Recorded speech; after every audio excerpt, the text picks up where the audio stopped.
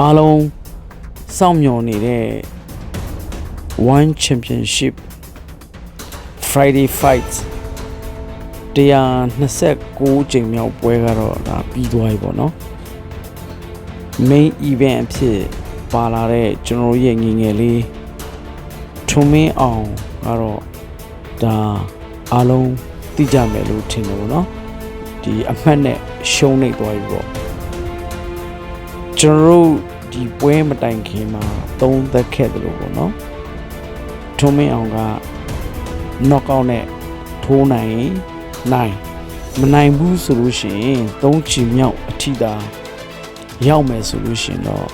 အမှတ်နဲ့ရှုံးဖို့များတယ်ဆိုတော့ဒါကျွန်တော်နဲ့အတူတူတချို့လဲဒါခံမှန်းထားပြီးသားဖြစ်မှာပေါ့နော်။ဘာဖြစ်လို့အဲ့လိုခံမှန်းလဲဆိုတော့အမှတ်နဲ့သာအဆုံးဖြတ်ပေးရမယ်ဆိုလို့ရှိရင်ပေါ့နော်။ဒီ Thai fighter က champion အဆင့်ထိတောင်ရောက်ခဲ့တဲ့ကစားသမားပေါ့နော်။မွေထိုင်းမှာသူပွဲပေါင်း100ကျော်120ကျော်လောက်ထိုးထားတယ်ပွဲပေါင်း100ကျော်လဲနိုင်ထားတဲ့ပုံကိုပေါ့နော်ဆိုတော့သူတို့ရဲ့မွေထိုင်းနီးစနစ်အရာကတော့ဘာပဲပြောတာဘွားတော့ပို့ပြီးတော့များတာပေါ့နော်ဒီမှာဒါပုံမှန်အများဖြစ်ပေါ့နော်မြန်မာပြည်သက်တွေဖြစ်ဖြစ်ဒီအားကစားကိုသုံးသက်တဲ့လူတွေပဲဖြစ်ဖြစ်ပေါ့နော်အများအဖြစ်ပြောကြတဲ့စကားကတော့ဒီလောက်အတွေ့အကြုံရင့်တဲ့ကစားသမားကို3ချီအထိခံပြီးတော့ထိုးနိုင်တယ်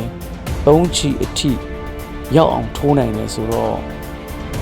ကျွန်တော်ရဲ့ငငယ်လေးထုံးမင်းအောင်ကိုချီးကျူးပါတယ်ဟောလားဟိုနောက်ပွဲတွေမှာနိုင်ပါစေလို့ဆုတောင်းပေးပါတယ်တို့ဘာတို့ပေါ့ဗျာပြောချင်တာတော့ကျွန်တော်တို့လည်းဒီ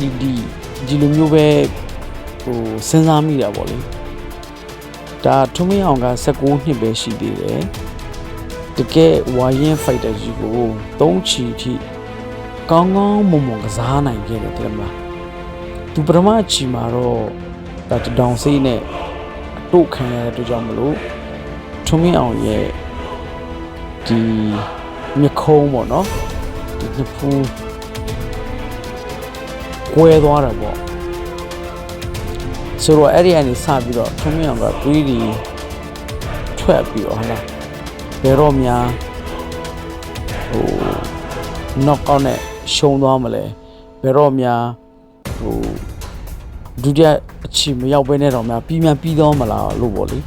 ဒါစိတ်တော့ရင်တမမနဲ့ပေါ့ဆိုတော့ဒီလောက်ရင်ကျက်တဲ့ Thai fighter ကိုအရှုံးမပေးဘဲနဲ့တတိယအချီအထိထိုးသွားနိုင်တယ်ဆိုတာကဒါကျွန်တော်တို့ချီးကျူးပါတယ်เนาะဒါပေမဲ့တချို့ပြောစရာလေးတွေတော့ရှိတယ်ဗျရှိတယ်ဆိုတာကဒီ19နှစ်အရွယ်ကျွန်တော်တို့ fighter ကိုဟို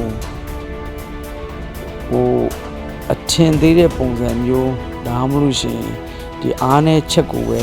ထောက်ပြတယ်လို့ပဲပြောပေါ့နော်ဒီကျွန်တော်တို့ရဲ့အမြင်လေးကိုဒါပြောပြချင်တယ်ပေါ့နော်ဆိုတော့ဒီပွဲကိုကျွန်တော်တို့သုံးသက်ကြည့်တဲ့အခါမှာကျတော့သူတစ်ဖြစ်တတိယအချီကိုကြည့်မယ်ဆိုလို့ရှိရင်တတိယအချီပြီးခါနေလေးမှာတကယ်တမ်းကျတော့ထုံးမင်းအောင်ကတော်တော်လေးဖိတယ်နော်နိုင်တော့မလို့တော့ဖြစ်သွားတာဟို Thai fighter ကလဲကြမလို့နဲ့ကျွန်တော်တို့ကထုံးမင်းအောင်နိုင်ပြီလို့ပဲထင်တာနော်ဒါပေမဲ့ထုံးမင်းအောင်ကဒါအလဲထိုးနိုင်ဆိုရင်မရှိခဲ့ဘူးပေါ့နော်ဆိုတော့ဒီ3ချီစလုံးကိုကျွန်တော်တို့သုံးသက်ကြည့်မယ်ဆိုလို့ရှိရင်ပထမအချီမှာကလေးကထုံးမင်းအောင်ကဒါအရှိန်အဟုန်နဲ့ဟလာထိုးချက်ပြင်းနေကန်ချက်ပြင်းနေနဲ့ဝင်လာတယ်ဒါကျွန်တော်လည်းဒီလိုပဲဝင်လာမယ်လို့ပဲခံမှန်းထားတာပေါ့နော်ဒါပေမဲ့ဘယ်မှာကွာသွားတယ်လဲဆိုတော့ဟို Thai fighter က ဝါရင်ဖိုက်တာဖြစ်တဲ့အတွက်ကြောင့်မို့ तू ကထုံးမင်းအောင်ရဲ့အဝင်ကိုပဲစောင့်တာတင်မလား तू ကသွားပြီးတော့ထုံးမင်းအောင်ကိုတိုက်ခိုက်တာတို့ကန်တာတို့ထိုးတာတို့သိမ့်မလုပ်ဘူးထုံးမင်းအောင်အဝင်ကိုပဲစောင့်ပြီးတော့တခါတည်းတောင်စီးနဲ့တစ်ချက်လက်သီးနဲ့တစ်ချက်လားအကျဉ်းချင်း तू ကထုံးမင်းအောင်ဝင်လာမဲ့အချိန်ကိုပဲ तू ကစောင့်ပြီးတော့ထိုးတာပေါ့နော်ဆိုတော့ဒါတော်တော်လေးပြင်ရသားပါတယ်လို့တော့ပြောရမှာပေါ့ကျွန်တော်တို့ရဲ့ fighter ကတော့အစမှာတုံးသက်ခဲ့တယ်လို့ပေါ့ဒါမြန်မာ fighter တော်တော်များဖြစ်တယ်လို့လည်းကျွန်တော်ကမြင်တယ်အဲ့ဒါပါလဲဆိုတော့ကိုကနိုင်ချင်းဇုံးနဲ့ပေါ့နော်အတင်းအဓမ္မဝင်ထိုးတာမျိုးလို့မလိုအပ်ပဲနဲ့အင်အားတွေတအားသုံးတာမျိုးလို့အဲ့လိုမျိုးလေးဟိုဖြစ်ကြသလားလို့ပေါ့နော်ဒီထုံးမြောင်မှာလဲကျွန်တော်ဒီလိုမျိုးလေးတော့စဉ်းစားမိတယ်ပေါ့နော်ဒါကထုံးမြောင်ကိုအပြစ်တင်တာလည်းမဟုတ်ဘူးကျွန်တော်တို့ရဲ့အမြင်ပေါ့နော်တခြား fighter ဥမာတန့်စင်တို့ကြည့်မယ်ဆိုလို့ရှိရင်ဒီလိုပဲအတင်းကြီးတွေဇုတ်ဝင်လာပြီးမှတခါတည်းနဲ့ဟို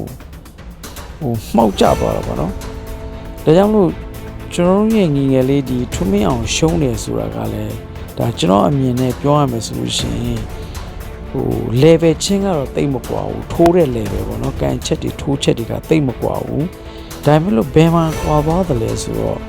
approach ပေါ့နော်သူကိုယ့်ရဲ့ပြန်ဘက်ကိုချင်းကပ်တဲ့နေရာမှာ